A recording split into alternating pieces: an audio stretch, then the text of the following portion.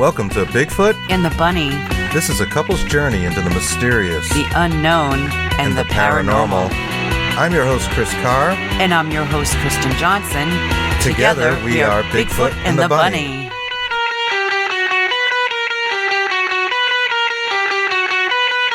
Welcome to a special edition of Bigfoot and the Bunny for the Paranormal UK Radio Network. My name is Chris Carr, and this week we have an extraordinary interview for you. This is our very good friend, our brother from another mother. His name is Nathaniel J. Gillis. He joined us right here live in the Studio BFATB here in Manville, Rhode Island, to do this interview, and we had a blast. We had a lot of laughs, and we get into some really crazy stuff, and I think you guys are going to love this. Nathaniel is a cutting-edge demonologist, paranormal researcher, and a master of high strangeness. So sit back, relax, and let's get this mother rolling. Thank you to Mark Johnson and Irene. We love them. Yep, you guys are awesome. Every Wednesday. So, anyways, thank you for your patience. We started to talk. We didn't realize we didn't have audio. So I'm going to repeat my question. Yep. Hey, buddy. Oh, hi. How are you? How are you? How are you doing? And what have you been up to? What's new? Well, like I said, I was pouring myself into the research, and a lot of my topics of research are very dark. And so I decided one day, I said, I really need a break. I need to go take a vacation. So I bought a ticket out to Rhode Island, which is why I'm here. Hang out with some of my family across the pond. Across the pond. Yeah, like really across the pond. So, so I'm staying in Federal Hill, the Italian district of Rhode Island, in Providence, man. And I have eaten, just so many a lot of different stuff. Italian dishes. A lot of people don't know this. The best food in the country is right in Rhode Island, the biggest little state in the Union. It truly is. It's all mostly located right in this little area called Federal Hill. Mm-hmm. Which used to be like kind of a gang run area back in the day, the mafia and that kind of stuff. But the Italian food in particular, but all the food, really, they have every kind of flavor of food now. It's the best, man. It is the best I've ever had. People come from Boston. A lot of people talk about Boston food, but I know lots of people come from Boston. A night out is to take a limo, come to Federal Hill, eat your face off, have cocktails, have a really good time. Oh, yeah. It's beautiful. It was incredible. I had a chicken parmesan that covered the whole plate. Remember that, Chris? It was massive. It was enormous. Ravioli. I don't know. I have no idea. I don't know. It's just, it tasted good at the time, and then after that, I had to go take a nap. But, I'd have to take a vacation from taking a vacation. But, it's good to be with you guys. I mean, I consider you guys family, and we've grown so close over the year or two. And, it's just good to be here. I mean, we got a lot to talk about. We're going to dig into some concepts here that probably a lot of people haven't heard yet. And that's the most exciting part of it. We have the best conversations. We talk all the time about this stuff, and it's not always for public consumption because it's a little bit spooky. We're going to get into some stuff here, and you might, Michael, stay with us. Yeah, you're going to get it. So what have you been looking into, man? What do you God. I've just been looking at different behavioral patterns with respect to the UFO abduction phenomenon, how it plays its role in this field, and how it's not just that they're abducting bodies, but they're abducting souls. And any species that has the ability to peel consciousness out of a body, I think that's a threat. Yeah, absolutely. To pull it out. Absolutely. I have to laugh because it's either that or cry, but that's an absolute threat, And one thing, there's a lot of people that say, okay, well, these entities aren't a threat to us. I think first we have to define the word threat. It's not like they're coming out and killing everything in sight. But if we were to place them in the context of China or Russia, and let's say one of those countries had the ability to kidnap a 10-year-old out of their bedroom at night with their parents asleep, that's a threat. That's definitely a threat. Yeah. And so what's happening now is we have a lot of people that are gaslighting the paranormal field by saying, they're not a threat. And my point is the reason we're not putting them in a prison and making them guilty of a threat is because we don't have handcuffs big enough for them to fit, in. Right. That's absolutely true, because we don't know how to contain them necessarily. Exactly. And there's more than one. We were talking about discussing that earlier. Yeah, we think a lot of the creatures are, interdimensional, right. And they're not really, aliens and UFOs and stuff. Of course, our big topic with the disclosure coming up on the 26th. Yep. But they're tied into all of this for sure. Mm-hmm. But like you said, they're not all that friendly. They're not always what they seem. We've been talking on like a lot of times, so we've gotten data mm-hmm. and really questioned, when you say role, right. what we're talking about, and it could be that whatever we're speaking with says it is, Beelzebub, right. or called Chris. The little girl in the graveyard, right? Our little girl in the house, so many exactly. little girls, the woman in white, all those kind of things. And they're just fitting into roles, yeah. but it's not really what they are, and they're not. You just get the impression like, why would there just be so many women in white? It doesn't make sense. I said I'm sorry. I said the last time because women in white a long time ago, for decades, they were being dressed up in their bridal gear, yeah, right, wedding dress and being buried in it. So bridal gear, that's it. Bridal gear, yeah. Bridal gear. Yeah, it's the new camo. Listen, as it just comes out, bridal gear on. Please don't make me draw a bunny. That's funny. This whole concept of roles, it's pretty intense. It's interesting because we don't really know what they are. We don't know where they are. We don't know who they are. We don't know when they are. Right. And so we're groping in the darkness, trying to understand why this should matter to us. Not just that it does, but why.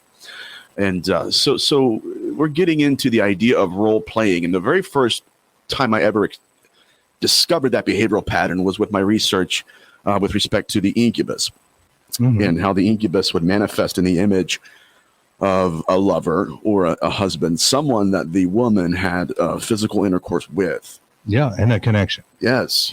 And where it was almost increasing its possibility or the probability of intimacy with the woman if it appeared to her as someone she had already been intimate with prior. I had talked to a girl in India who she said that she's had the entity manifest in 8 different ways, same spirit, but it manifested 8 different ways in the images of every person she had been with in her life. And so in my research, I discovered that behavioral pattern. And demonologists in antiquity, they first thought that these entities were approaching women because they were erotic and they were seeking pleasure. But I don't think that's the case at all. I think it's the same behavioral pattern that connects the UFO abduction phenomenon. It's not just the act of intimacy, it's the inseminating aspect of it, where they will take seed and use that situation to inseminate them. Mm-hmm. And spread themselves out further. Yes, it's a way of self-replicating. Which you're talking about the abduction? No, I'm still talking about demonology. Isn't that incredible? We're talking about demons. And that's how close it is. We were going to talk about the abduction and how that plays a role. Oh yeah, we're going to dive in there here soon. We're in the middle. We got demons. I got this. We're all nervous. We're having a good time, but we're just chilling, man. Of course, we're racing to put this all together. The concept of them playing a role is something that's paramount in the research. The idea is it's interesting because we don't know if they're playing a role we're giving them, or if they're playing a role they've given us to believe in. Yes, we agree with that. 100%. Right. And so I do believe that, and we're going to get back to the incubus phenomenon in a second, but I do believe that throughout history, these entities have created fake religions and propped up religious figures so that later on they can abduct people. Prophets. To step. Yes, we're going to get, yes, absolutely prophets. So they could step into that role and begin teaching doctrine, which is where we are right now in the UFO abduction phenomenon. But getting back to the insemination, Dr. Who was it? No, it's Father Sinistro of Amino, the Franciscan priest, was collecting semen samples left from the incubus. Yeah. Now, they said that at that time... This is the guy with the hotline to the Pope, right? No, that's Malachi Martin. Oh, I'm sorry. Yeah, no, you're good. You're good. I didn't know. Go ahead. Yeah, the story. But they had, in that particular period of history, they were witnessing apparitions that would go into graveyards and milk the carcasses of the recently deceased. That's where vampirology comes from. Again, what we're doing is it's mutating. The phenomenon is evolving according to our awareness of it. And so a lot of people will say, well, what does demonology have to do with UFO abduction phenomenon? And I'll say, okay, well, if you take away the dogma from demonology, you're going to have the data, and the data it's exactly the same thing as the UFO abduction phenomenon. And so my point, I guess, I'll anchor this first segment, I guess, is to say this. Your Roman soldiers were riding their generals talking about flying shields. Yes. Yesterday's flying shields became today's flying saucers. We have no right, no authority to discount and discredit their testimony just because it doesn't fit into our blueprint. But it's the way the same stuff. Talk history, right? So, yeah, it's a lot of it. Yeah. So here's the question that I would pose. What is their purpose? Why would they impregnate a woman? Why are they using our women to self-replicate their species? Not just that, but whose or what consciousness are they putting in that child? Exactly. Right. This is where it gets very scary. It does, and then you do have, of course, the alien abduction phenomena where the babies are seen by the mother, sometimes visited post-birth. The woman doesn't, has no baby, but she'll be able to see it through some sort of abduction, and it's a hybrid, and it may look more like the alien, may look more like a person, might look like in between, some sort of thing. Yeah, and it's a very interesting aspect of it too. One of the things that, one of the reasons rather, I had to go on a vacation is because I had read one sentence in one of Dr. Carla Turner's books. It was taken, and she was working with this individual named Jane, and Jane said that she was abducted, and in the abduction she had intercourse with an entity, and then 2 or 3 months later she's pregnant, which at the time she didn't remember it. She's going through hypnosis, and she's remembering it now with Dr. Carla Turner, and the child had actually died in the womb. She gets abducted again, and she's crying at this point in the interview with Dr. Carla Turner. She's crying. She says, "Dr. Turner, I don't understand it." She said, "But in the abduction, they handed me a hybrid baby, and the consciousness of the baby that died was in that hybrid." Oh my goodness. So this is why it's important to go throughout history and to understand what they're trying to articulate. That's spooky. It's traumatizing. It is traumatizing. Because if we go into Genesis 6, there's one behavioral pattern that sticks out. It says that when men begin to multiply, why? The birth rate increased. That's also why if you take the word Nephilim and strip the vowels from, because they spoke Paleo-Hebrew. So they didn't have vowels. So if you take the vowels, you have the word for stillbirth. Oh my goodness. Nephilim. Wow. So that's crazy. This is the same concept, right? So your birth rate is increased. Why? Through the incubus and the abductions, and then the stillbirth is also increased. So the question is posed: Are they truly after creating children, babies, or are they after creating the consciousness that's in it? Oh, that's a good question. Good thought. Yeah. Why do they want to be part of this? That's heavy. It is heavy. Consciousness. Why they want to go there? But I do see a little bit of chat out here. I want to make a couple comments. Yep. They see a hi from Anchorage. Karen. Hey, Karen. How you doing? Hey, Karen. That's cool. I'd like to visit. Hello, Alaska. Tammy. Various network folks. And I see Mark John, he said here. Jay Cox says there is no such thing as abductions by aliens. That's a government opt. There is no 2021 because there are sticks sticking out of the ground over 5,000 years. They are in fact what you measure. 2020 fancy, and fancy does not provide consciousness. Whoa. Can you explain to me the moment you gain consciousness? Then how do you know what you have? Well, we don't have a good explanation of consciousness. Mm-hmm. Yeah. It's sort of like gravity. We know how to work it. Magnetism. We know how to survive on this planet. Yep. But, we don't know how gravity actually works. We just know how to manipulate it and the math equations that follow it. Same thing with electricity. All three of us are still trying to research this and figure it out. Hey there, Alex in Arizona. Hi, Alex. So, we're just going through everything. Okay. New gene pool. Right on. Yeah, I appreciate the hellos. I think consciousness. Nobody has a good grip on exactly what it is. It's all It comes back to our five senses. What we interpret, what our perceptions are, is what our consciousness is, and I do think that they have a hard time getting through to it and that it's not as easy. Some of them can step right in, some of them cannot. Right. Roles. They have to use these roles to kind of get to us, and it creates obsessions, right? So, what you just said, why you needed a vacation. We took a break from the paranormal. We've done this a couple of times because we would obsess on certain data that we had and collected. A child spirit named Toby, for one, and this evil AM bandit we talk about. Yeah, where it started to, appear in our house, and we started seeing things and things got really creepy around the household. There's no lie. It was crazy. And we had to just take it out, and you can only banish so much is what I found. Yeah. Sometimes you just got to take your mind off things to get rid of it. Unplug. Yes, exactly energy, like you did. Right. It's that torsion energy you talk about. It's chicken farms. A subtle energy that exists. Dean Radin measured torsion energy in people, and the way people's skin would contract and behave differently prior to being shown a traumatic picture. Yeah, that's brilliant. Yeah, right. Yeah. Really Dean's cool. work is amazing.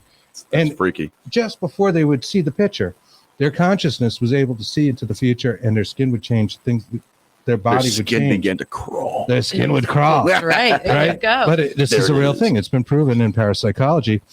Science has proven it. We know what's coming up, what's going on. There's more there. There's a subtle energy field. Your mic. Speaking to your mic. Oops. Please. A subtle energy field. Yeah. That happens. Yeah, you're exactly right. The skin, the idea of consciousness in the body. So we Chris and I were talking about this the other day. It seems to me that one of the ways that we could understand what they're doing in the UFO abduction phenomenon is to understand what the funerary rites were in antiquity, in Mesopotamia. We have Phoenician manuscripts where it's literally like that's what they're doing. They're performing roles and rituals during these abductions. As a matter of fact, if you go back to Dr. Carla Turner, one of her experiencers, has said that she was abducted, was in a ship, and she saw a sarcophagi. Really? Yeah, to us, that'd be a coffin. Like, imagine you're abducted and you only see his coffin. So I do believe that these entities either gave us our funerary rites, taught us how to self-mummify if you're Egyptian, and I think that's maybe what they're doing right now. It's a more evolved form of it. But if we're getting back to the idea of the soul and consciousness, how do I know I'm conscious? Because I'm asking what consciousness is. Right. That's how I know. If I wasn't conscious, I wouldn't be able to ask what consciousness is. Exactly. So getting back to the idea of the soul, well, if you go back to their fascination with it, I think that we would be more, it would be more apt for us to understand that they have a belief about it in antiquity. The soul was an air-like quality. It was an air-like substance. It had a constitution. It was translucent. And they had a ritual. This is called the Atrahasis Epic, which is, talked to Chris about this earlier. But they believed that the soul of the man or a woman, the constitution of it, was made from the flesh of a god. And so, in a sense, it's not just that they're creating hybrids. He's getting back to the physical question. Is it possible that they are taking the soul out, placing the container of it somewhere else, which we would call that possession? Yes. Just going to throw that out there. But yeah, so that's where my research is centered around. And when we talk about that, just to clarify that point, because we were talking about it, we're talking about like ancient Sumeria. We're talking about the statues that they would create and the magic that they would use. I'm off camera here. They would use initially, and this is like the first real civilization on the planet. And I think most people know that from Ancient Aliens and all that kind of stuff. But they don't show you all the time is how they ran their religions, their religious systems, and again, their magic, their sorcery, was to create these little statues. And they treated the statues as the gods themselves. Yes. So they were made of clay. So this is good. Yeah, this is where we go. So when you say the flesh of the god, we're talking about the statues that they worshipped, and they treated as such. People literally worshiped these things. They were kept in high places, and they were revered by the populations of the day. There was all sorts of rituals that surrounded this stuff that would show up in paganism and different things later. That's the Katamu inscription. 2008, the University of Chicago sent a group of archaeologists to Turkey on an expedition. And this is place. Yes, yeah, Turkey. It's a nice place, beautiful. But so during the expedition, they unearthed what's called the Katamua inscription. They unearthed his sarcophagus. And this is the very first time in history, this is the oldest manuscript we have in history that mentions Nefesh, which is the Hebrew soul, in which even before that, it was used by Mesopotamians too. It's the very first inscription ever that we know of that describes what we're talking about right now. But Katamua actually wrote it. It was in Aramaic, and he said that my soul is in the stele. My soul is in the stele. And so if we look at the afterlife beliefs and funerary rituals of antiquity, we see that they were trying to merge, or they believed they could merge consciousness with metal. This is going to get really good. Oh. Really good. All right. So moving further, it wasn't just that the consciousness was involved. Like, it wasn't just the consciousness was tethered to a monument or a statue. They would actually perform necromantic rituals. One was called the Teraphim. Teraphim is when you would go to a graveyard, dig up somebody who is recently deceased, take them into your house, and they would carve the name of a spirit. This is where your implants come from. They would carve the name of an unclean spirit on a small piece of metal and implant it underneath the tongue. Come on. Yes. And the consciousness of that disincarnate spirit would then possess the body and begin to communicate. And this leads me into my point that created a unified field or stream of consciousness. Okay. And I do collective consciousness. Yes, right. Yes. It had access. It had a home. Mm-hmm. And I do believe that's why you have 65% of abductees who say when we step foot on the ship, it was alive. Mm-hmm. I believe that's how they've been manipulating things. And I believe that they have merged their consciousness with metal. And I'll stop. But yeah, that's amazing. It's amazing. And getting to that collective consciousness thing, a very interesting fact is all the binary yes-no computers we have around the world, that it collectively will change based on world events, showing that it's a real thing, that it exists, it's outside of us. Mm-hmm. And while we're not directly trying to influence them, which is with quantum physics, they change anyways. Yes. So it takes on a personnel of itself. Yes, it does. And it can move different ways. So if you can influence that, then you can influence the world. Yeah.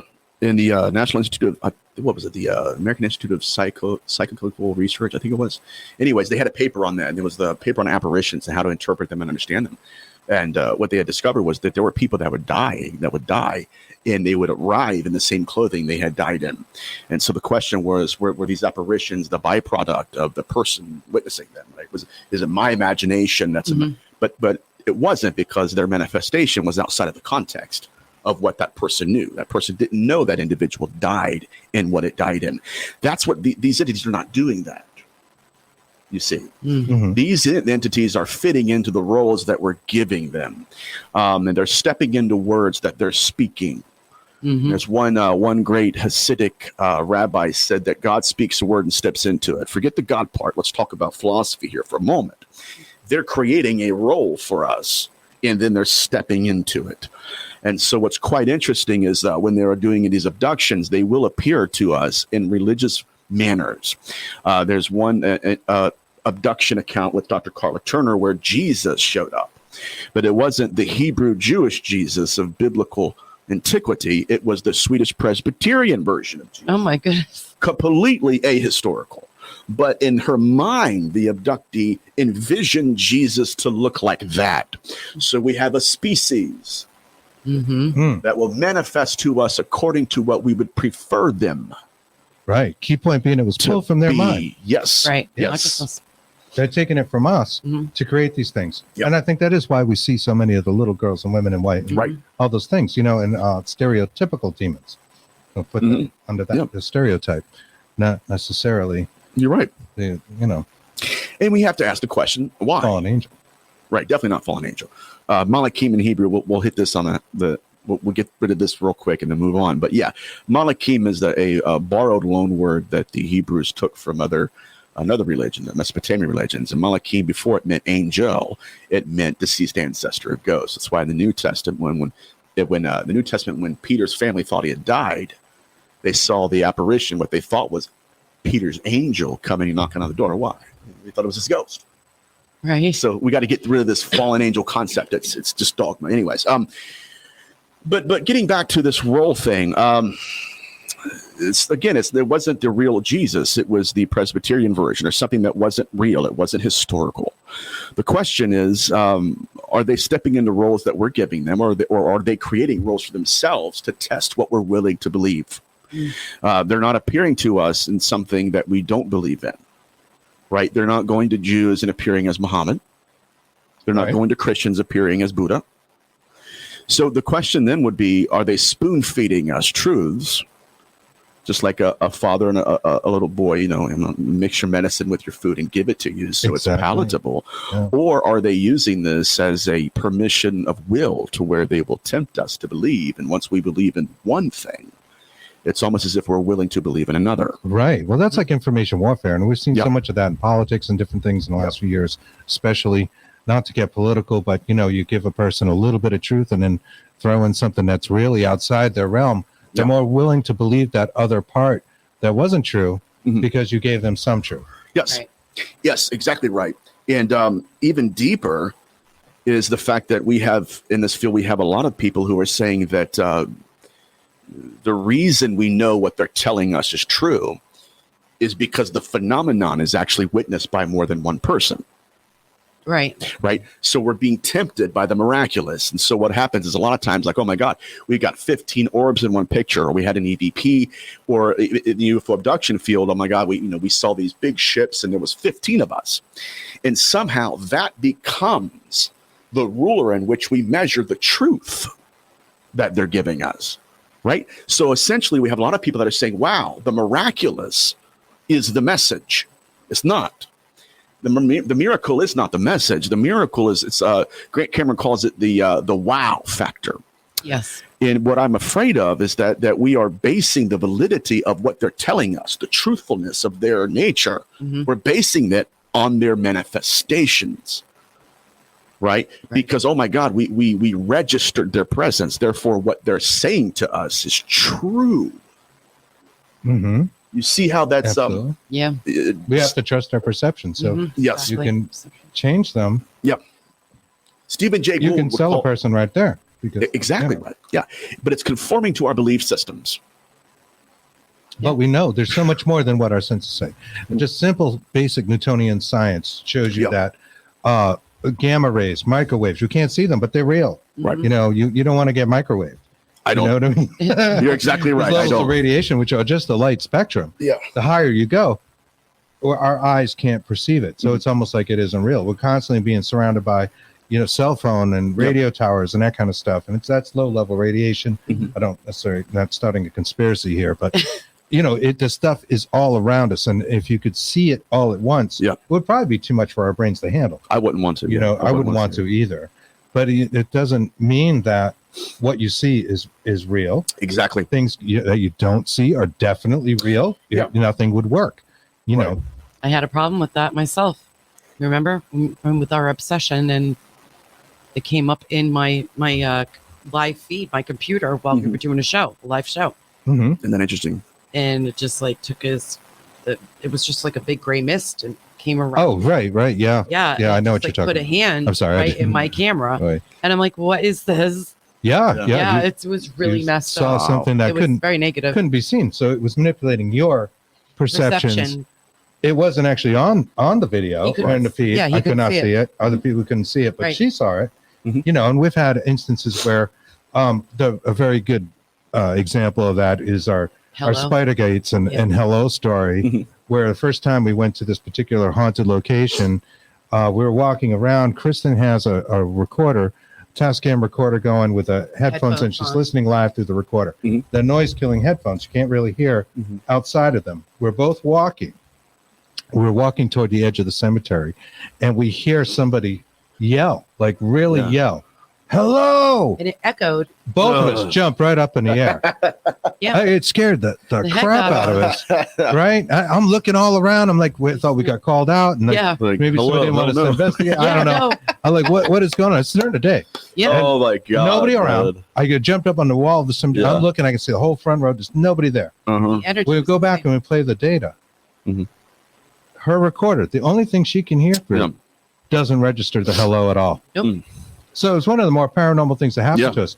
They selectively took, Steve Mayer has a word for this, where they will Mayer's choose. a beast, by the way, guys. Yeah, I love his research. Oh, my God. Sorry, I can't think of the word that he uses, but where they selectively choose a microphone, and your ear is basically a microphone, to, like, you could have two recorders on a table, and one might get an EVP because they chose it. Yeah. Right. So that's interesting. Oh, my God. His work. They can go there. They can go to that level and change one person's perception of something. So, we're dealing with a species here, even if it's just one or many. Let's just say it's many, whatever, I don't care. But either way, we're dealing with a species that is eclipsing everything we have. And yet the only thing that we can relate to it in a way, I mean, it's the roles that they're playing. And so getting back to this idea of them feeding in the roles that we're giving them, guys, the question is, what are they doing? So let's look at the pathology here, guys. The UFO abduction phenomenon has evolved. Okay, they've abducted people for years. We don't know how long. We don't know how many. It's possible, as Dr. Carla Turner hypothesized, that we're only hearing from people who can remember their abductions. Makes sense. Yeah. Interesting. Right. But here's what's happened lately. This is it's very interesting. We no longer just have abductees who are witnessing things and then remembering them later in life. Now we have apparitions appearing to abductees and teaching doctrine. Oh my God. Guys. Now, when you say doctrine, what do you mean? Like teaching? Like Amun-Ra is God. That's doctrine. Religion. That's theology. This is a way to take it all over. Yes. This is very intense, guys, and we have to have this conversation in the field because, again, they're evolving. They're evolving into whatever it is that they're wanting to be. But they're pushing us into a corner. Especially your materialists who don't believe in the soul, the people who are nuts and bolts, and a lot of them they study parapsychology and have a great respect for it. But this is bigger than parapsychology because parapsychology, you can sit there and scientifically measure the dimensions of a chessboard, but that doesn't mean you know who's playing the game. Exactly. Yeah. It doesn't even tell me how to play the game or the rules of the game, and so that's why it's so difficult when we're dealing with materialists. But what they're doing with the materialists is that they're pushing them to make the argument that it's no longer about nuts and bolts crafts. It's no longer about just abductions. Now they're teaching doctrine. When we have abductees who are experiencing apparitional messages where a lady in white manifests and begins to teach them Egyptology. Now, what instantly happens, I'm getting passionate now. I start to alliterate. I start getting real passionate. Anyways, what instantly happens, guys, is they take the conversation out of the hands of what we're used to. And now you got to sit down and start reading ancient theology because that's what they're referring to. Wow. And so it's beyond just the abductions. It's beyond the apparitions. It's beyond the miraculous. Now we have them teaching doctrine here. It's bizarre. Right. So why would they? Right. I think it gets back to that collective consciousness and having so much thought energy. And when you say you needed to take a break and come to Rhode Island, we say we needed to get this out of our homes. Like we could just not banish it enough. Yeah. Your thoughts are an energy. Your thoughts, we know, manipulate things. The double slit test in quantum mechanics shows that, if you're watching the photons go through the slits, it's different than when nobody's watching. It changes. Yep. So our thoughts are an energy, and maybe that's what they want. I don't know, but it's a real thing. Yeah, it's sinister. If you get enough people thinking the same thing, I think there's a power in that. Yeah, certainly with doctrine. Yeah, and so are they creating prophets? Because now we have people who are doing CE5s, which is essentially the Ouija board out there saying, hey, listen, I want somebody, something, somewhere to come. Yeah. We don't even know who they are. No, we don't. So we're reaching with ignorance, hoping to experience something. We want to see it. We want to see flashes and lights. The scary thing is, if and when that did happen, what kind of roofie are they going to slip into our Kool-Aid to we're going to realize, man, that was a beautiful sky. That was a beautiful manifestation. But what was the message? Right? Because if they're teaching doctrine, especially Egyptology, then we have to go to ancient Near East scholars and say, okay, what does this mean to you? Betty Luca these entities, Betty Luca was an abductee. These entities moved into Betty Luca's house and said, give us knowledge tried by fire. You know where that's found? No. In the Bible. Oh, my God. You shall be as gold, tried by fire. So what is going on here? Because they're, like I said before, they're taking the conversation out of the hands of people like Sam Harris, your materialists, and they're placing it into the hands of the religious. Mm-hmm. Right? And I'm not saying that now it's now fundamentalism has the authority to define this and actually add insight. I'm not saying that at all. What I'm saying is that they're using prophets now, not just abductees. What about politicians? Quite possible. Yeah. Stepping in, it's just like serial killers, memory in motion at any time they could. And this whole idea, like there's, Dr. David Jacobs, which I agree in many ways with him. But he believes these things are a threat, and I do too. There are other people in the field that don't believe that. And they gaslight us to say, it's not a threat. Well, okay. Let's put it into context. If you have a 10-year-old who's abducted out of her bed, daddy's asleep, mommy's asleep. The parents don't know about it. That child doesn't even remember it for years later. But the sexual trauma that they suffered in that event stays with them into their adulthood. Mm-hmm. The problem is now they're screaming silently. Now they have memories that are being regurgitated in their consciousness, and they have to find somebody to figure out what broke them. Mm-hmm. That's a threat. That's sure. Changes the whole life pattern. Yes. Yeah. And so then there's other researchers who say, well, it's not a threat because we have a lot of healings that occur. Of course, it's in their best interest to keep us alive. Right. And that's a very good point. We were talking about that. We wonder about that. So, so many alien abductees or people who have had CEs, close encounters, do report, positive effects. Yes. The numbers seem to point that way. In fact, the majority. Yep. Right. They'll say, and it's been broken down in studies, they maybe are more psychically inclined. Mm-hmm. They feel a better oneness. Yep. They maybe think they had a message. And I mean, I sometimes think they do as well. Yep. That, we won't be screwing up, because I think there are different entities out there anyways. They're different, UFOs or besides the interdimensional beings that we normally call ghosts and demons and those sort of things. Mm-hmm. We'll tie that back to the UFO phenomena that we see. Yeah.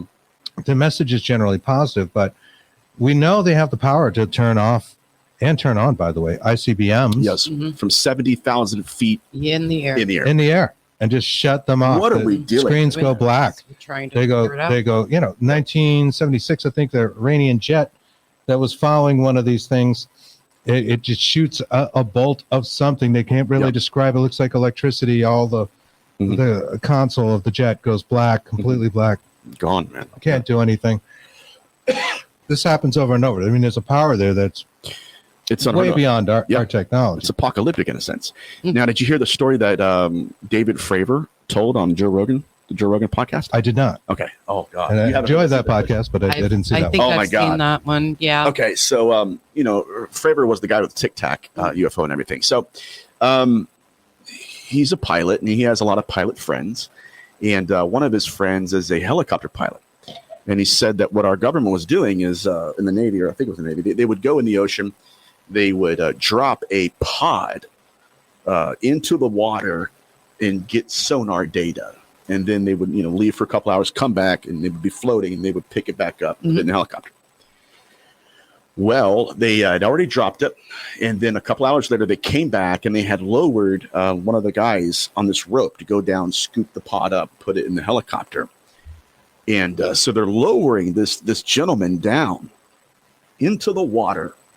As he's going to grab the pod, this ship, this is legit, this happened. Mm-hmm.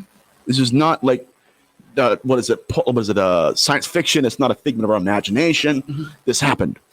He said that suddenly this big silver disc started flying through the water, and it goes to the top, and it starts sucking water down.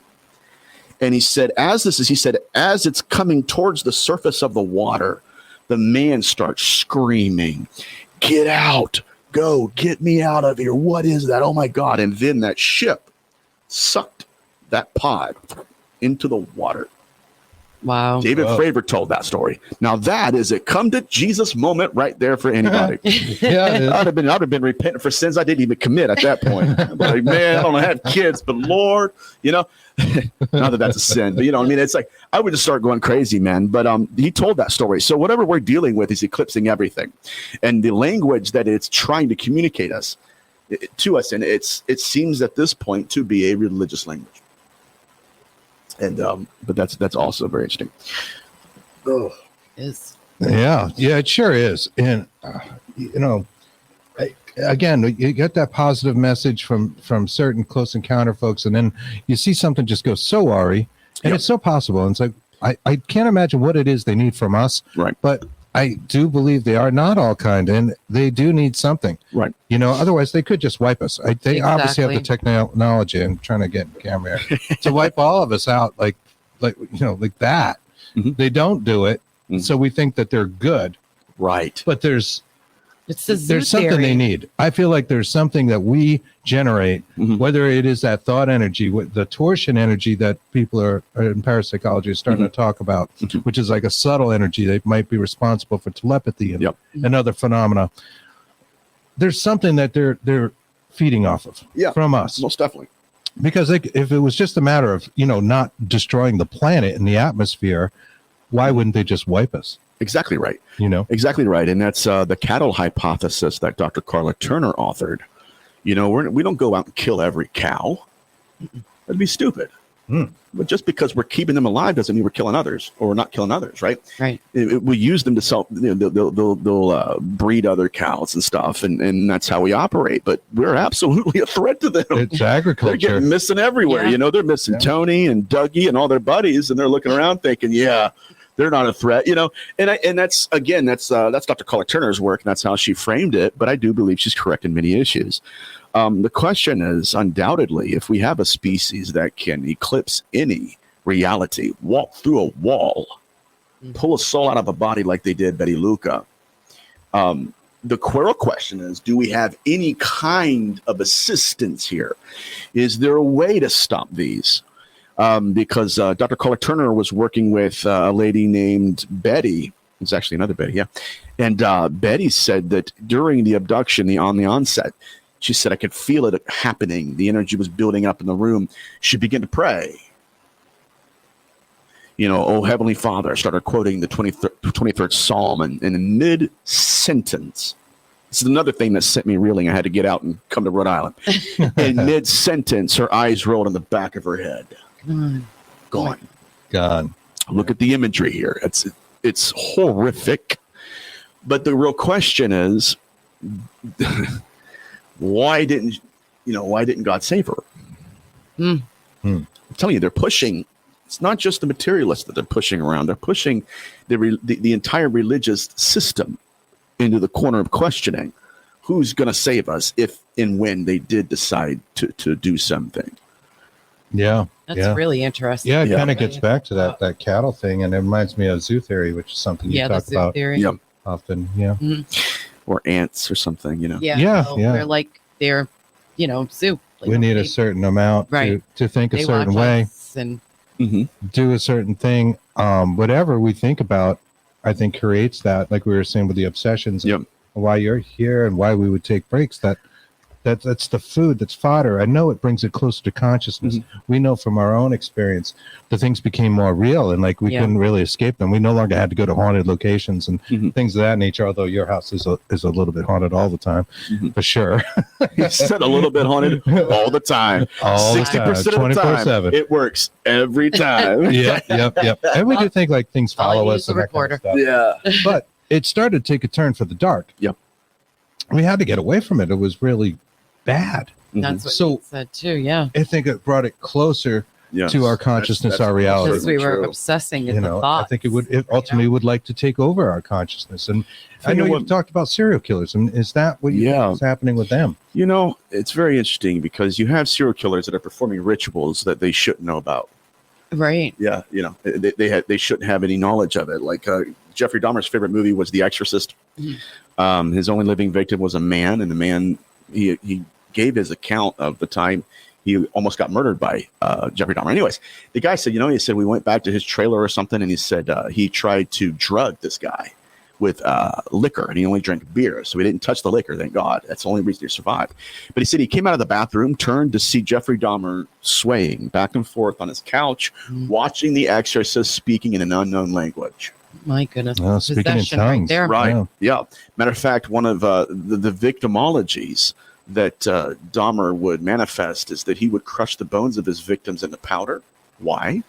Then he would go in the backyard and fan them in a circular motion. It's a necromantic ritual. Mm-hmm. Yeah, it sure is. Yeah, that appears in Santeria. And I was just going to say that with the bones. But how does he know that? Right. We're not dealing with master Satanists here. Right. This is possession 101 exactly. Right here. Yeah, it's possession 101, and it's memory that's in motion. Something is stepping into his skin, performing certain rituals, then stepping out. Mm-hmm. And so, again, if we're going to look at these serial killers, we have to realize that these individuals, a lot of them, they operate not as if they're living in this dimension. It's almost as if they're preparing for the next dimension. The Zodiac killer, it took us 50 years to decipher his code. He said the only reason I didn't kill more. He said the only reason I didn't kill more is because I didn't need more souls. I had enough souls to enslave in the afterlife now. Well, what the hell does that mean? Right. So again, they're playing by different rules because they're playing a different game here. Totally. And it's not all what it seems. And you say that person is crazy, and they talk about this with schizophrenia a lot. Yep.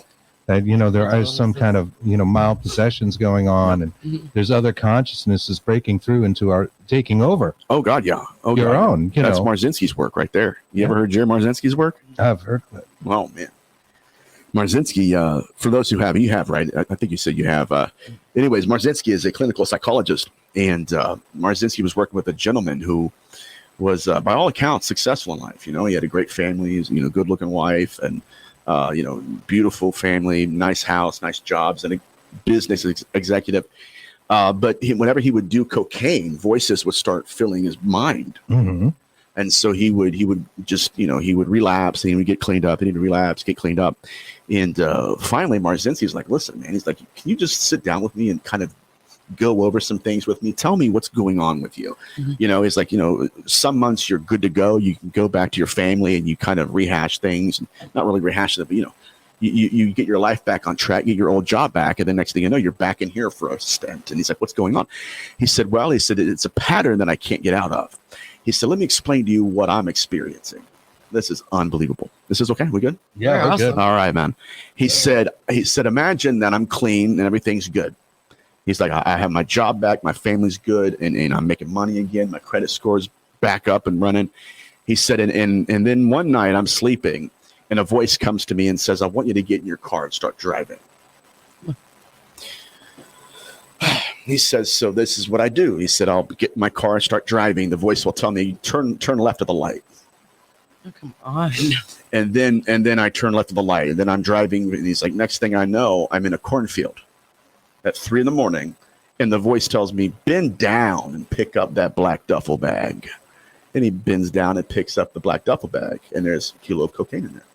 Wow. Yeah. So these entities are it's like the movie The Entity. Yeah. There we go. We got to talk about that too. Yeah. Doris Booth. Yeah, there we go. Yeah. They're present with but absent from us. Ooh, yeah. And that's the biggest paradox. So it's almost like automatic writing, Yeah. I think a lot of the abduction phenomena also happens when people are just like, they're driving, they're in like autopilot mode, they might be riding a bike, that kind of thing. And certainly a good deal of it happens when they're laying in bed and they're just, chilling out, or they're just woken up in a half dream state. Mm-hmm. It's almost like we're more susceptible to it. Mm-hmm. But Doris Bither, a great example of that. Mm-hmm. Sure. Yeah, Bither. They based the movie The Entity on, and Dr. Barry Taft investigated at the time. Yeah, it was his career in cases is just incredible. You have the haunting in California, the San Pedro haunting, where one of his guys, Jeff Wheatcraft, got hung by the spirit. You ever heard that? I haven't heard that. Oh my God! All right, well, I'll tell the story. I'll tell a story about one of Dr. Barry Tapp's cases, then we'll go back to the Bither one too, because that's really interesting too. Anyways, Jackie Hernandez, a young girl, she had contacted Taff and his group, and so they went in there, and this house was extremely haunted. They had blood, they had plasma dripping from the cupboards. Wow. Plasma. They tested it. Human blood plasma. Wow. Dripping from the cupboards. Yeah. This is one of my favorite cases of all time. So I'm really. You can't fix that at Home Depot. Yeah. You can't go to Spencer's and buy that right there. They sell everything else, but not that. But yeah, so Jackie Hernandez and everything. So they're doing this video. They're actually filming the investigation. Jet Wheatcraft is, I think he was the cameraman. And so they kept, so during the actual video, you can hear something stomping in the attic. You can actually hear it, boom, boom, boom, boom, boom. So Jeff Wheatcraft decides to get on a ladder and he climbs into the attic. Now, he's in the attic. He's taking different pictures. While he's taking pictures, something grabs the camera out of his hand. Wow. He said the strap, it caught his hand, the strap the camera did. So something just wiped it out, just bam, violently, angrily. And he said, so once he finally found the camera, the entity had separated the camera from the lens and placed them on the opposite ends of the attic. And so here's Jeff Wheatcraft. He is he's looking around in the attic and he's got his camera back again. He's taking different pictures. Next thing he knows, something wraps around his neck and begins to pull his legs. So at that time, Jeff goes, oh.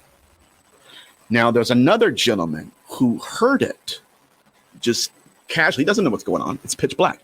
He casually takes his camera and takes a picture of Jeff, not knowing it's Jeff. Right, it's pitch black. The picture that they have is Jeff. He has a rope around his neck that's tethered to a nail on one of the rafters. Oh my God! And his legs are being pulled by this entity to choke him to death. Wow! Oh my God! Yeah, very violent. Very, very, very violent. It's one of the only few cases in history where we've had these entities actually try to physically kill the investigator. Good Lord! Like literally. And so they took the knot, because it was very uniquely tied, and they took it in they took it to a naval guy who was like he's a shipyard worker and he was a sailor, and he said whoever tied that knot, that's a sailor knot. So whoever tied that was probably a sailor. So then they thought, okay, well, we're going to do a Ouija board. Now I don't recommend Ouija boards. I think that's whatever. But set that aside. They did a Ouija board session. An entity came through and told them, my name is A, B, and C. I forget what the name was. And he's like, yeah, I used to be a sailor. And they asked him, they said, okay, well, why do you hate Jeff Wheatcraft? He said, because he has the likeness of the man that drowned me. Oh, wow. Which would make sense. Yeah, I would kind of be ticked too about it, Right. Wow. The violent actions, though, man, there is something, and people forget that violent actions can happen. There is so much happy, happy Casper. It's not always happy. Nice stuff out there, and then there's the darker side out there as well. When I was a kid, I got pushed downstairs. That was physical. Exactly. They would sit on my bed. I could feel them. It's physical. I had a case like that. It's very creepy, and I grew up. It has to be. I can't imagine. Yeah, I would sit there and thank you. Like I told you, would sit there and I could see. I could see the shadow man, shadow figure, and then be like, I can't watch The Nun. It looks like that. I can't see a picture of it. I had a school teacher that The Nun reminds me of. It's freaky. I just can't look at it. She does. She bugs. Like she won't even look at it. No, and I have to used to sleep. You can tell this sheets over my head and leave me alone, but I could feel them sitting on my bed or touching me. So it's physical. It is physical, and that's a unique point to this research too. I had a case in Ohio. It was an incubus case where I'm telling you, it went from 0 to 90 real quick. I'm sitting there in the living or in the kitchen, sitting at the dinner table drinking coffee. They made awesome coffee, by the way. But anyways, and that entity walked in. You could feel it. The EMF, what is it? EMF meters? I think it was. I always get the meters mixed up. Anyways, the meters just going crazy. Like they all started going crazy. And so I looked at my buddy. I said, that thing is here. Like it's here. And when it manifested, the female, the woman, she started just shaking the table, crying. And so we started talking to it, trying to get more of an identity out of it. But this thing would literally lay in between the husband and the wife at nighttime. The husband didn't believe in it. And then one day it punched him in the face when he's asleep. The next day he had to go to the hospital because he had Bell's palsy. And so when he went to the doctor. Oh, my gosh. Yeah. When the doctor said, you've been in some kind of physical altercation. You have a lot of head trauma here. Wow. Did you get hit? Yes, it punched him square in the face. Matter of fact, this is very interesting too. This entity began to call them on their own phones. Oh my gosh. Yeah. She was doing like dishes one night, and all of a sudden her phone lights up. She's watching it. Her phone lights up, and then it dials a number, and you hear it say, "Hey, come over here." Wow. Come over here. Yeah. Imagine. Wow. That. Yeah, I wouldn't have went over there. It reminds me of When a Stranger Calls. That old movie, right? We've traced the calls. They're coming from inside. Oh, God. That was a very interesting case. They had a couple other researchers that went there. There was one lady that they witnessed, the husband witnessed this medium that went there, and she was a young girl too, very gifted though. She said there was somebody that hung themselves, an old man that hung himself in like the garage, but the husband was talking to her, and he said, as I'm talking to her, he said her hair just caught on fire. You could see it. Wow. That's what they said, and he didn't believe in any of that stuff. So I don't know if that ever happened. He says it happened, but I'm just saying it's very interesting. But so it is physical. We don't know how it becomes physical, but it can materialize and dematerialize at will. Let's circle back to Doris Pither, right? Exactly. Okay, so now some of us that maybe have a couple years on us might remember the movie The Entity, which might have been actually remade more recently. Yeah, I think it was in 2000. I haven't seen the remake, but I do remember the original one, of course, as a book that was put together about an actual paranormal case. And in this event, the woman was beaten and raped on a regular basis by poltergeist. Like, I don't want to call them demons without really, saying that the demons, but they certainly acted, in a cruel and very physical way. Yeah. And she showed the bruises. So she would get raped. The bruises would be on her inner thighs. Her kids saw it. They all she had 4 kids, and the kids would, after a while, have to ignore it because they got used to it. They're like, well, whatever. Yeah. What a life. They would see like portions of the form, and they would see like muscles and things, but not like the full form. It would go right by them while they're watching TV, and it happened so often, so daily, that they just started to ignore it. But it would beat the mother, and it was a tie-in. You mentioned cocaine earlier, and it was a tie-in for her. I guess the observation was she was a heavy drinker, and she had this abusive childhood, the victim mother in the story. But when she wouldn't drink, the activity would subside. So it almost acted like a gateway. Yeah. A portal. I had I had a family that called me. It's actually a friend of my family's. And whenever my gifts work, it's usually for strangers. So this was very unique for me. So I'm like, okay, this never happened to me before. But it happened on command. It was weird. I could do it on command. But anyways, so they called me and they said that their youngest daughter was experiencing paranormal activity in her house. And when they begin to tell me that, I'm on the phone and I'm closing my eyes and I'm beginning to see through that entity's eyes. I'm seeing him walk through the house and I see her sleeping and all this stuff. And very weird, but it happens. And I said, okay. And then to my left, I could see this apparition appeared. His name was Dan. He had a mustache and he smoked. And I knew he's a rapist. Oh, man. So I said, okay, who am I seeing? The mom starts crying. She goes, that's my ex-husband. Oh, wow. Oh, good Lord. Yeah. I said, okay. I said, I don't think this entity is your ex-husband. I said, but what I feel that I should get out of this message is that this entity is a rapist. I said, matter of fact, this is hand to God. I said, matter of fact, that entity has used sexual trauma in your daughter's life as a gateway and a portal. I said, your daughter was recently raped. Wow. Now, what's crazy, guys, is if I was wrong, that's a career ender. Yeah, right there. Right. Okay. Exactly. Not the kind of thing you want to get wrong. Exactly right. Yeah. So I told the father, which was her stepfather, I said, listen, I see a chair. It's a red chair next to a fireplace. I've never seen their house. I don't know where they live, but I said, I said, there's a couch across from that. And I said, you're this daughter that we're talking about. She's going to sit on that couch. Your wife's going to sit next to her and she's going to confess to you. Not that she sinned or she needs to confess. No, she's going to tell you exactly what had happened and her trauma. And I said, and when that trauma is healed and you guys, your relationship will be strengthened, that entity will no longer have the authority that it has been, operating on. 2 weeks later, I get a phone call. Spot on. Wow. Wow.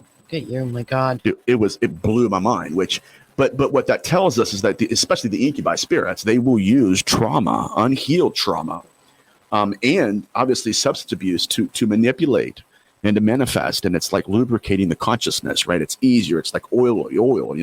It's an easier way for them to step into our lives and control us. Now, they do have a sadomasochist mentality.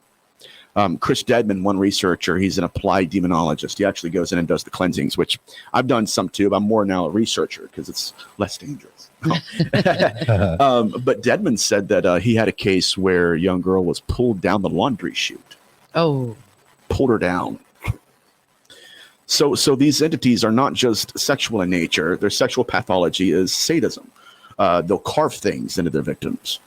Matter of fact, Father Nestor of Amino, he had victims of incubi who had died. They didn't die from the attack, but they died of old age or something. And he had a group of doctors that would do physical examinations on the body. And they had found out that the victims of these incubi spirits had symbols carved underneath their eyelids. That's crazy. It's like sigils. Branding them. Yeah. Sigils. Trading card. Right. I think we saw pictures of that. Yeah. It's terrifying. Very interesting.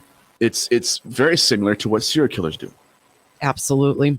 To revisit the body. Right. Hit our chat real quick, just because I see a lot of stuff. I see Alex. Hey, how you doing? There's more stuff. Life in moderation. Thank you. Yeah, somebody. Thank you for your time and knowledge. Appreciate Tokyo, that. Thank you. Japan. We got Tokyo. What's up, Tokyo? Hello Irene. there, Irene. Thank you for tuning in. Yes, thank you. Tokyo, Japan. We're out there. Irene. Thank you. We really appreciate that. Shared with paranormal groups. And she goes on to say, I got to put this on the screen because I can't read it, and I apologize. My religious belief, Shinto, comes from aliens, and it's only practiced by an affluent, it's interesting, upper-class Japanese people from the royal family and my mom's relatives. Wow. Shinto. I know about the Shintos. Yeah. Yeah. Yep. That's fascinating. That's awesome. I wasn't aware of that. We lived in a haunted suicide condo, and my ears became stronger. Wow. That I can hear spirits speak. Wow. That reminds me of that haunted house I grew up in. Somebody had to kill themselves in the house. Oh, I believe had to. You could feel it. We got hi from England. Hey, it's a new group X. Christine. Hey, how you doing? What's up, Christine? What's going on? We got There's a whole bunch of these, and I apologize, guys. It's a different setup. We kind of did some hurry, and I'm having trouble reading the chat, so bear with me. First time for in-house. I love exactly. Exactly. Well, there's a question: when you find a portal, what does it sound like? Relic That's Chris. Good frequency. The frequency, yeah. I feel portals. I don't really hear them. I know other people do. If you feel them, then there's a frequency, a vibration. Mm-hmm. It's a different sense. Yes. Yeah. So I was just playing that with Chris last night about the senses and stuff, because he's been working on that, and he thinks the same thing with the vibration. Yeah. Right. It's like when we talk about and Anne-Marie Young says hi. Hi, Anne-Marie. Hey. We love you. Thank you for there we go. tuning in. We appreciate it. Let me see if I can fix this and we'll be good. Okay, there we go. All right. Yeah. Yep. Where are we going? I'm sorry.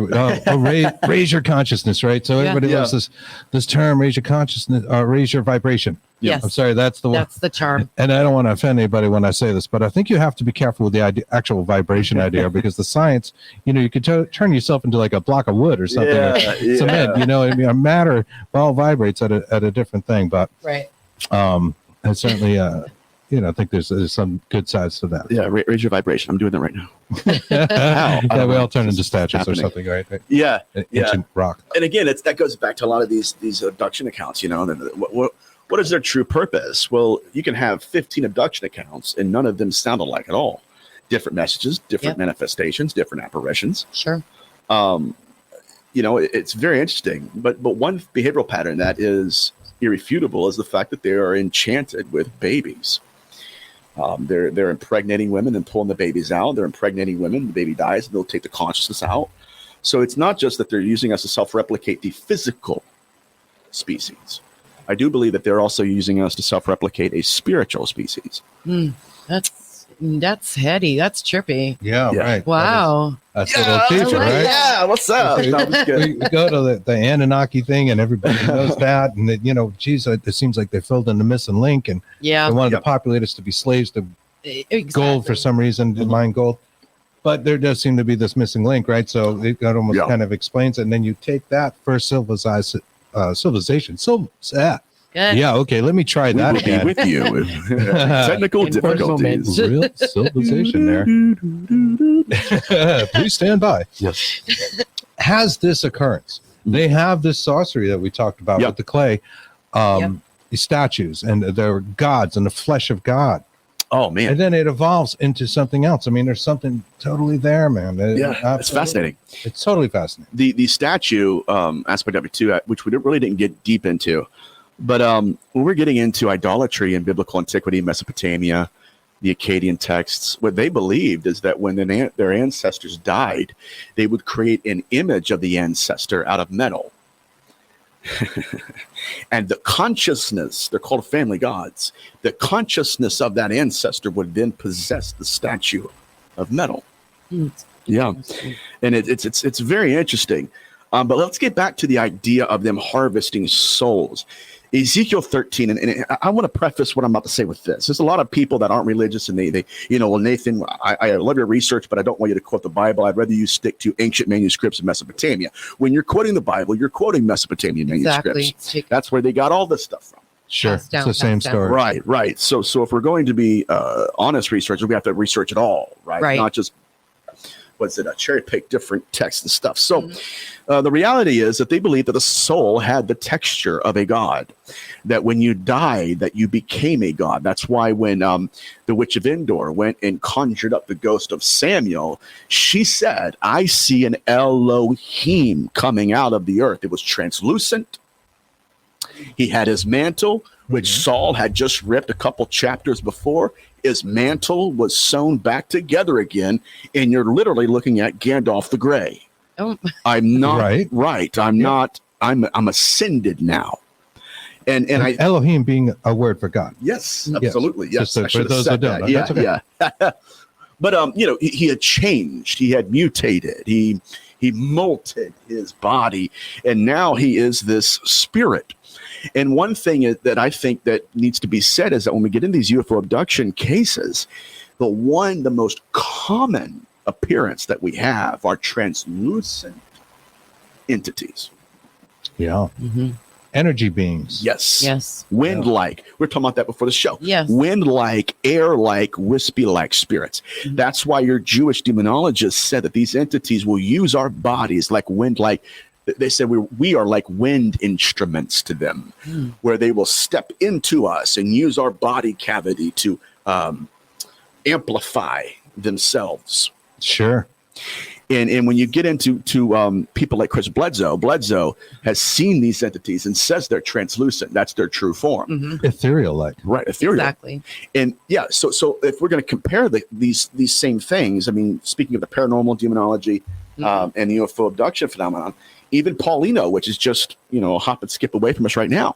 Paulino, when he went into the Bridgeport poltergeist case, he saw translucent beings walk out of a room. Yeah, one pushed him, and it was physical. Oh, man. And he pushed it back, and it was physical. And he felt it. Yeah. He had a bird-like skeletal structure. But these translucent spirits have been witnessed throughout all history. And our ancestors believed these entities were ghosts. That's how they framed the UFO abduction phenomenon to them. These were deceased ghosts, entities that were using us to self-replicate their species. Wow. It's a crazy thought, but it would make sense. Right. Yeah. I think there is just a wealth of interdimensional beings out there. when you talk about fairies and things like Tai Wonkas, which we like to talk about, Puckwudgies, and that's local lore. When you first said that to me a year ago, I said, "What is a Puckwudgie?" And I don't want one. You did. They're cute. No, cute, I've had a wedgie before. I don't want a Puckwudgie. It's like a wedgie on steroids, man. I remember you're like, I got a Puckwudgie. Couldn't walk for a week. Oh You're right. Holding up high. Puckwudgie. He's going in the Puckwudgies. Just leave him alone. Don't get over it. But certainly we have fairy law around the world. Mm-hmm. Will-o-wisps. We talked about will-o-wisps before. Mm-hmm. All this stuff. It's different interdimensional beings. Mm-hmm. I think they're always here. I personally think the aliens are here. I mean, I don't think it's nuts and bolts and they're coming from up here. Exactly. They're here already. Yeah. They've been here all along. So you got to figure our galaxy. Well, if you want to go on with that, with the galaxy part, our galaxy. If you put a rubber sheet, if you put it out and you put a ball in the middle of the rubber sheet, it's Einstein's theory, and it actually bends curves, space and time. Yeah, exactly. That's right. Time, and that's where you get the interdimensional, the frequencies, and they're able to do that.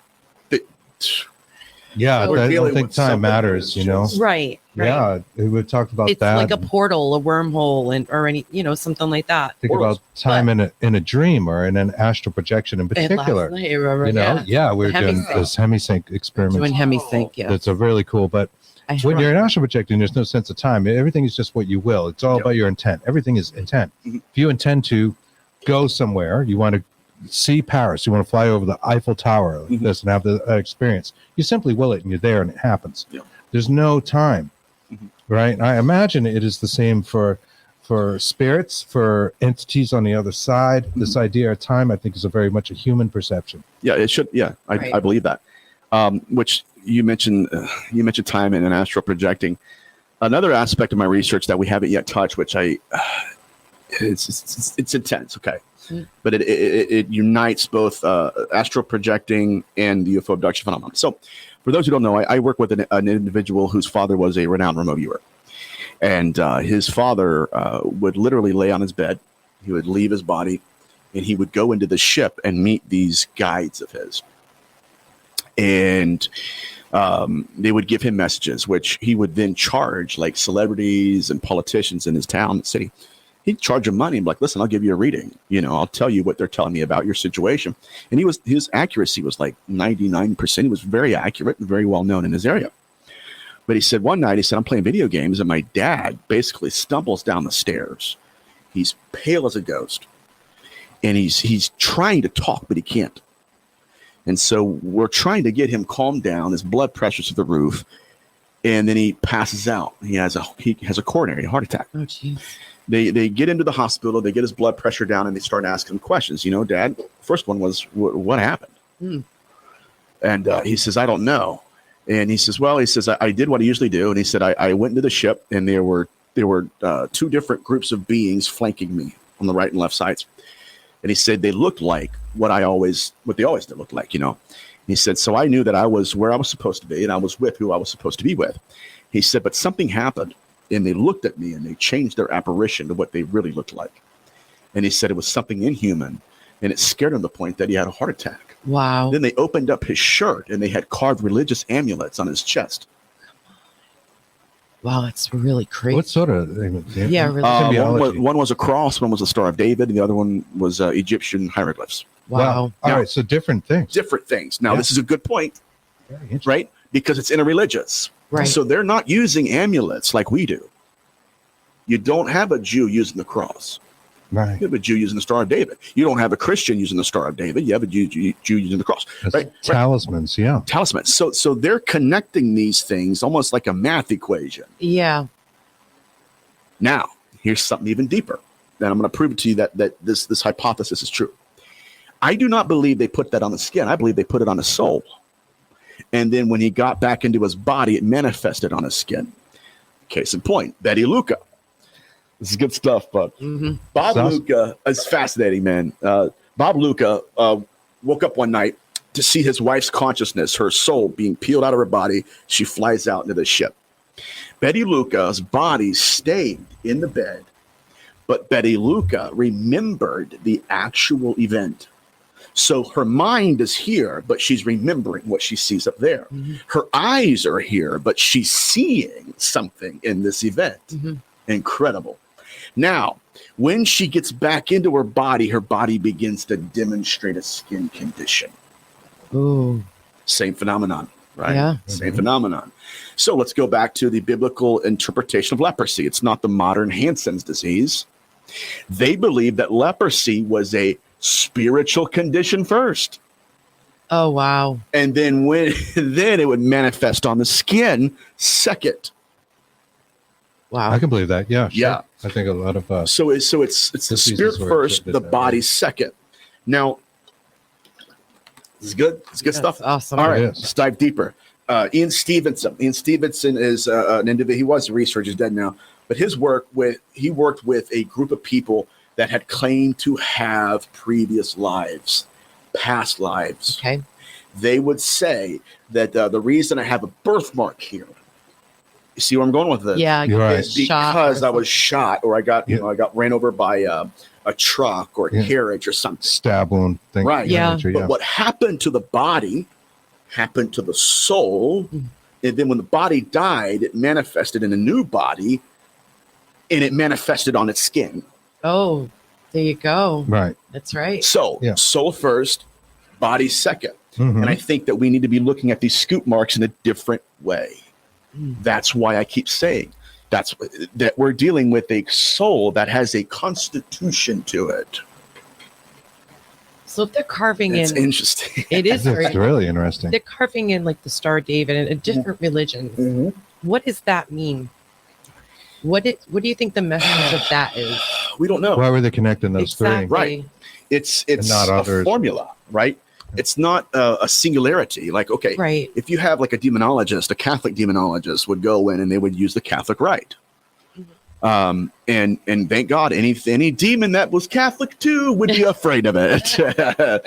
No, but that's not how they're working. Could it have been like the genetic history of that person? It could be. Could have been their spiritual history in Northern Africa. Right. Yeah. Yep. Very good. Very good point. Very good point. Now, traditionally, the amulets are used, defensive measures and offensive measures.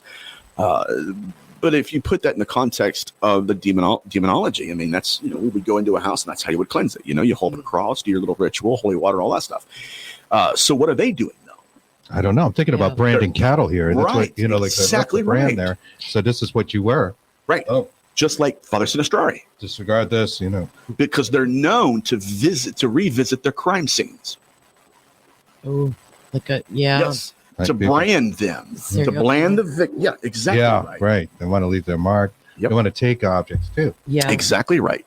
It's the harvesting and then implanting. So the idea is not just the branding aspect of it, but watch this, guys. They're not branding us for other people. We don't care. Right? It's underneath their eyelids. The person that was branded didn't even know they had it. Right. Mm-hmm. So they're not branding us for us so that we would know that they branded other people. No, they're branding us so that other versions of themselves, of their species, will see it. And know that belongs to me. And that exactly. So it's possible possession extends itself after death, where you're being marked. And again, like I say, that they're not just marking the body for the purpose of branding, but to revisit the crime scene. In the 17th century, we have a debut case. This is going to be very dark. Is this good? I bet they're killing me in the comments. Sorry. So in the 17th century, there was a father who brought his son to an apple orchard. I don't know if this is okay to talk about, but sure it is. All right. Go about everything on here. Okay. So this is one of the darker stories. Okay, so he brings his son to an apple orchard. His son is picking this apple off a tree, and something starts happening to him physically. Okay. It wasn't just physical abuse; it was the other thing. Okay. Sexual abuse? Yes. Okay. I didn't know if I could say sexual abuse. Okay. Yeah. We've said it. And it happens. It happens, and he's experiencing this. He doesn't know what he's experiencing. He freaks out. Tells his dad. The next day, the young boy was possessed by the spirit that took him to that. Yes. Oh my goodness. Yes. So this is in Safdi. It's a province in Israel. This is a part of the Dibuk or Dybbuk phenomenon, guys. I'm sorry to tell you, but it's not about wine boxes. Or a box. Yeah. It's very much about possession and pregnancy. It's not a cigar box on eBay? Yeah. Really? Yeah. Oh, man. I've smoked some cigars that have felt like the box was possessed by devils. I'm like, God, this is nasty. I gotta exercise this cigar out of my mouth. That's gross. It's the old nasty devil demonic cigar. But so the exorcist is interrogating the spirit of the man that's in the child. He gives him the name and he says, I was a pedophile in life. And the reason I picked that boy is because it was that tree that I committed my very first act under. Oh my God. What does that tell us? He revisits his crime scene. Right. Mm-hmm. Yeah, it almost seemed like symbolic picking the apples, but exactly right. It's actually a little deeper than that. It's where he first did it. Yeah. It's intense, and you'll have that all throughout the province of Israel and Safdi. The Dybbuk phenomenon, again, it mirrors the UFO abduction phenomenon as well. Mm-hmm. It wasn't just the incubi, right? It wasn't just the male spirits appearing to women and having intercourse. It was actually implanting seed in her to where she will be pregnant, not just with a child, but with the spirit she just had intercourse with. Ooh. Wow. So, oh man, this is getting good. I get passionate now. I'm right in my research now. So, tell us about the succubus side of it. Okay. So now, historically, we have two different spirits that try to have intercourse with humanity. Number one, it's the incubus, which is every time it's a spirit in the male form that grooms, and I say that loosely. That's not a very good term, but whatever. No, that's what we have. That's right. Would groom the female into intercourse. Mm-hmm. That's the incubus. Now, the backside of that is the succubus, which is the female spirit that will appear to men for the purposes of harvesting their seed. Now, we don't know if it's the same species that just changes its form or if these are actual gender-specific entities. We don't know. But when you're dealing with the incubus, it's okay. Well, how about this? The succubus extracts the seed that the incubus is implanting. There you go. That's the UFO abduction phenomenon. Yeah. Yeah. Yeah. Yeah, man. Now it gets deep because when you think about the succubus, she's not having the human baby. No.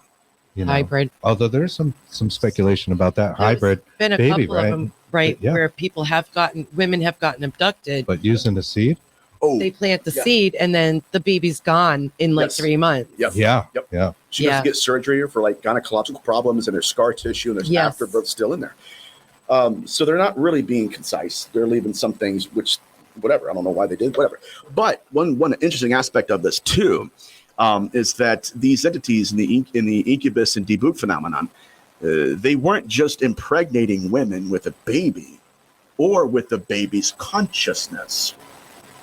There were cases, this is very important, everybody hears what I'm going to say. There were cases where the female was pregnant with the entity that had done that to her, to the point where the demonologist had seen the spirit in the fetal position in her womb. So the question, this is very interesting. It wasn't just them conceiving a child. Mm-hmm. They were rebirthing the consciousness of the entity they had intercourse with. Now that's insane. Yeah, that's really insane. Yeah. Yeah. Yes. Say goodbye to the brain cells. Right. My brain hurts. Oh, this is yeah. One lady was raped by her own husband who had died. Her name was the widow of Demona, and she was pregnant with his consciousness when she went to get deliverance. So what do we have? We have them being interested, not just with the fetal aspect of it, where we're going to give a newborn baby and then that's the hybridization that David Jacobs speaks of. But that is purely materialistic, that's purely genetic, and it's centered around the physicality of the child. That's not where it's happening. I believe they're merging consciousness here. Mm. Right. They're not invading us like Independence Day. No. You can look them right in the eye. No, they're not coming across like a super soldier. Right. They'll eat dinner with you. Yeah. Right. So the enemy is within. Yes, sir. Sure. Quote a Rush song. Present with Rush. and absent from. Don't forget Rush. Oh God, I heard a Rush song today. Yeah. Did you really? I think it was Red Barchetta. I love that song. Yeah. Sorry, guys. It's okay. Yeah. Sorry. I had to squirrel on that. Yeah, we always gotta give them a high five, man. I love Rush. So, but the impregnating of consciousness here. That's why the debunk research is so important to the field, because it's not only that the Hebrew word for possession is debunk, but the concept of debunk was literally the impregnating of the dead in the bodies of the living. That's why in Genesis 6 they were called Rephaim, deceased ancestors. Mm-hmm. Now, oh my God, we need to realize that when these entities in Genesis 6 manifested, they became their children. Wow. Yeah. That makes sense, though. Yeah. They created Keeping children the bloodline and stepped into the bodies. And there's a role. Yes. There's a role and a bloodline. Exactly right. Exactly right. And Fritz Kramer, in his book, The Red Fez, he talks about that. James Frazier, also, The Golden Bow, this is really important. James Frazier said this about this phenomenon. Oh, my God. He said that originally this concept that they're implementing originated when soldiers were dying in the battlefield and they knew that death was looming. They would dispossess their own body and place their consciousness in someone else's. We would call that possession. Mm-hmm. Wow. This is exactly what's happening in the UFO abduction phenomenon, guys. Yeah.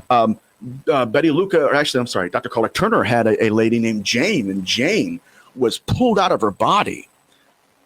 And they asked her, do you remember when you came into this room and you split into two? What? Right. And then they said, we're going to give you a new body. When she dies?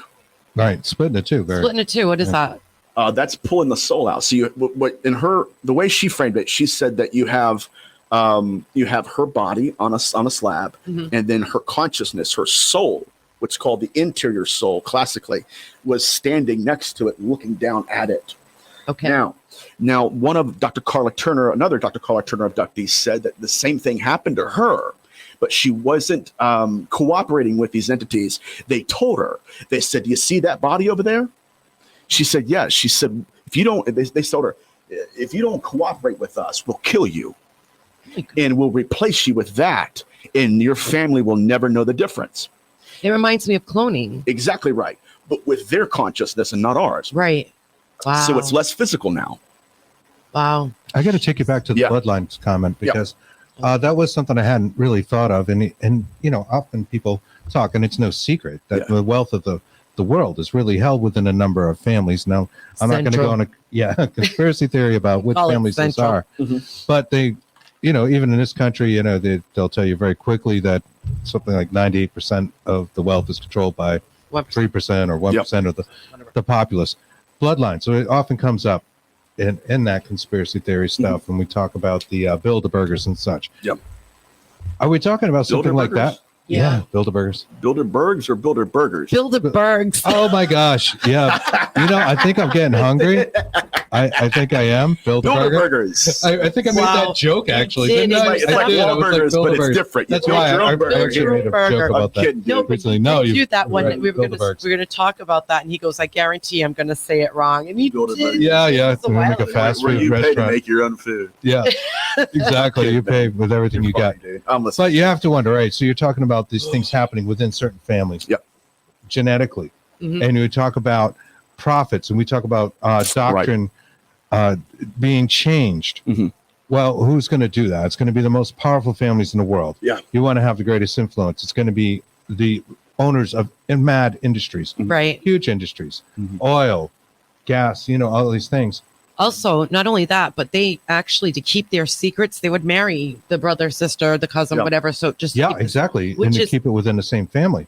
That happened. Self-replicating. Exactly, Egyptian, same thing. Yep. For control. Yeah, for control. This is, even this conversation right now, it's explosive because it's almost as if we're making allegations without trying to. True. Yeah. Well, look at the possibilities here. Bloodlines just took me down another path. Yeah, well, wait a minute. There. Okay, weren't we just talking about trying to take over the collective consciousness? Mm-hmm. Right. I'll give you this on the way here on the plane. Oh my God, on the plane. I was reading Dr. Carla Turner's work. I'm infatuated with her work, guys. I think she is the most incredible UFO abduction researcher of our time, hands down, in my opinion. Anyways, she had an abductee who was being groomed to be a prophet. Now, here's what they told her, though. They said that one day you will conquer the world by mastering the power of insinuation. Mm. I'm insinuating it. Let's get back to the roles. Yeah. I'm insinuating that I'm an ex-lover. I'm insinuating I'm Jesus. I'm insinuating it, but you believed it. Oh, right. So it manifests. Yeah. It manifests. So then in my book, The Skin That Crawls, I talk about this, born of belief. There's a whole chapter I put in there, but it deals with how a lot of times that they will manifest looking for permission of will. It wasn't just that the incubus had to look like a former lover. It's that the female, the woman, the victim had to believe that it was the former lover, period. Mm. And once that belief is, this is so deep. This is so deep. It opens up a treaty, a covenant, a contract, if you will, where now it's out of their hands. The incubus says, yeah, but you believed it. Oh, yeah. So the insinuation aspect of it. Sure. Right. Where it's, again, how about this? Dr. Carla Turner had another abductee, Ted Rice. Sorry. I told him my hands. Ted Rice was abducted along with his grandmother. And one of the entities started moving on the grandmother, tried to get her into intercourse. And not for pleasure, obviously. They were probably going to try to impregnate her, And she said, I've only been intimate with one man in my entire life, and that was my husband. He's been dead for 11 years. Now, guess what? Here comes the incubus blueprint. Her husband manifests out of the shadows and walks towards her. Now, if she believed that was her husband, that changes the game. Mm. Now, belief, it's not just I believe it, but there are actions that follow the belief. Okay? Oh, man, this gets deep. It might like your brain, like they're messing with your brain, your memories, your images. Yes. They're messing with the chemicals in your brain. Yeah. Now, on that point, David Jacobs believes that when they stare into our eyes, that they're doing that because that they're accessing our optic nerve. I say yes, but let's dive deeper. Let's expand that concept. Right behind our eyes, there's what's called the media frontal orbital cortex. Mm-hmm. It's the part of our brain that decides whether or not what's happening to us is real. Mm-hmm. Imagine that. Right. Yeah. So they're messing, you're right, they're messing with that as well. And there's an aspect of belief. Yeah. Matter of fact, that's what I was going to say. Dr. Carla Turner, this individual, the grandmother didn't believe that was her husband. So what happened? Nothing. There you go. So it's tempting us. It's tempting us. Do you believe I am who I am insinuating I am? Oh, I do. Okay, then I'm going to step into that role to completion. Exactly. Yeah. We know all about roles, right? And how they step into roles and stuff. Sure. And you're right about the eye and that kind of thing too. Yeah. I've seen photographs. Actually, we talked about Barry Taft earlier. Dr. Barry Taft. He's got a photograph on his website that was taken, and it's an entity of some sort, bright light source, just like sucking this person's face. And he went on to mention that the human eye and the brain don't always agree. So something happens so fast. Yep. A flash of light. Maybe you're just moving your eyes and you see a flash in the sky or something like that. Mm-hmm.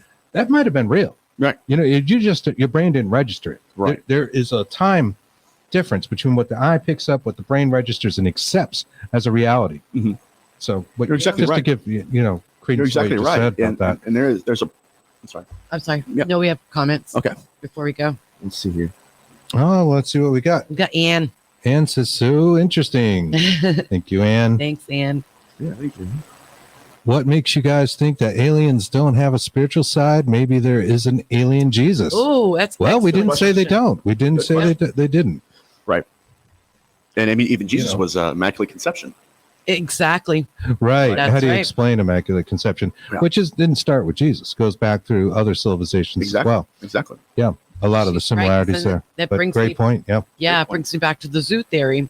I think about that, they're just here and like you're saying, taken from our consciousness and everything. And Yeah, you never know. But they're doing things in the zoo I don't necessarily want to do. When I would not punch a ticket to see that. Well, check out that gorilla over there. Fried Oreos they have. That giraffe's looking pretty hot. Yeah. Yes. Dear Lord. What's it? Oh, we're gonna have fun tonight. It's gonna be a blast. You know, but it's most interesting, guys. I mean, we have any more comments to read though. I don't want to skip. I think that was most of it. Veronica had something there. Veronica Lewis trying to make this out. I'm sorry, guys. It's hard for me to see that corner of the screen. I've seen quite a few spirits on one occasion, and there were two, but one wasn't for me to see. It was just a figure. Interesting. Oh. Spooky. Yeah, it is very spooky. So let me see. Yeah, you're not on the camera. Your hands are only on the camera. Also, you just see a hand talking, doing shadow art. Yeah. I've left already and gone to Build-A-Burger because I'm hungry. And I hear they have the best burgers. Can you imagine going to a Build-A-Burger group, like they're at some huge hotel, and you get in there and it's a hamburger convention. Hey, this is a good deal. It's like a Chipotle, you build your burger. Yeah, well, you're pay for this. Wait a minute, I got here. There's nothing but hamburgers. Jeez, what a gaffe. I did make some joke. I'm going to get you the whole night on that one, dude. We're going to have fun. And he said it too. He's like, I'm going to just it's all good, man. It's all good. Hey, we can't help it. We're not perfect, and sometimes it's good to laugh about this stuff and when we're talking about it, because this stuff can really weigh you down. Yes. But I will say this, that the aspect of impregnating women and then killing the child in them is present here. Yeah. And I've got something in mind. Anyways, matter of fact, it's hot in here. Sorry. Yeah, it's all good. It's all my good. makeup's already melted off. So. Okay. Who was? I think it was. It was Dr. Carla Turner. She had a lady named Jane, and Jane was abducted. Like I told you, okay, the consciousness is in the baby, or the baby's consciousness was in the hybrid. So that behavioral pattern is not unique to her situation. I've had more than one woman reach out to me who have said that either through abduction or a haunting, that an entity has come to her and said, "Every child you have will be mine." Ooh. Now, this is going to get very dark, but we laughed a little bit, so we're trying to balance it out here. Sure. Matter of fact, okay, let's look at it this way. Dr. Carla Turner, the same individual who had the baby that died and the consciousness transplanted into the hybrid, she was abducted prior to that, and she met Jesus, who held his hand out and said, "All seed belongs to me." Ooh, zoo theory. All seed. So sure, this is right. It's a zookeeper, right zookeeper there. Mentality. Yeah. Now that is it's almost a scripture. Yahweh says, "All souls are mine." The soul of the Son and the soul of the Father. So who wrote that? Exactly. Right. Exactly. That's what you say. We're going into doctrine, battling doctrines. Dude, right. Exactly right. Now, if we're going to go to that angle, we need to realize that Yahweh is a God killer. Well, so if they're going to be teaching doctrine, then we're stepping into ancient Mesopotamia, and we're okay. Then what's really going on here? Yeah. I mean, if you're wanting to call somebody out and say Amun-Ra's God, which the white lady did to an abductee recently, famous one. If you're going to say Amun-Ra's God, then it's almost now that we have a war of gods here. Yeah. Who's to say we don't or haven't through all our civilizations? Look at Spanish Inquisition. Inquisition. Jeez, I cannot talk today. No, you're good. Build-A-Burger. Inquisition. Got it. Got to practice this. But look at more people have obviously died in war over gods. Yeah. Than over anything. religions and or over religions. Mm-hmm. That's why. That's why when I was talking about you were talking about the symbol and carved in like that. I'm sorry, Chris. That's right. I thought about it. I went light, I went, nice and was like, if you're carving in symbols and of all the religions, maybe we should be one. Mm-hmm. Everybody should be one, Very good point. Very good point. It's peaceful, please, but it seems more sinister than that. It's very sinister. Let me get back to the microphone. It's very sinister. And what's really interesting to me too is that it's almost like they're sorcerers. If they're using and employing amulets, right, then there's something going on here. And I think that they are operating in some kind of magic state. Matter of fact, Steve Merritt told me one time that he was working with the British Parliament. The Parliament told him, like they called it WFM, weird blankety Oh, I've heard that. Yeah. Weird F and magic. Yep. Yeah.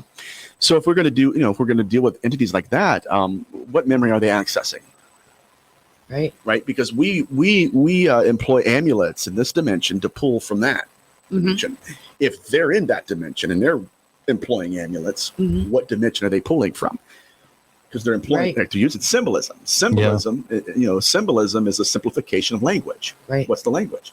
It's branding. We're getting right back to the branding. Yeah. You see how quickly we move on that? Exactly. Sigils, amulets, talismans, whatever you want to call that. Through every major religion, through all sorts of pathwork of magics. Yeah. The icon. The idea of conjuration of demonics, demonic beings.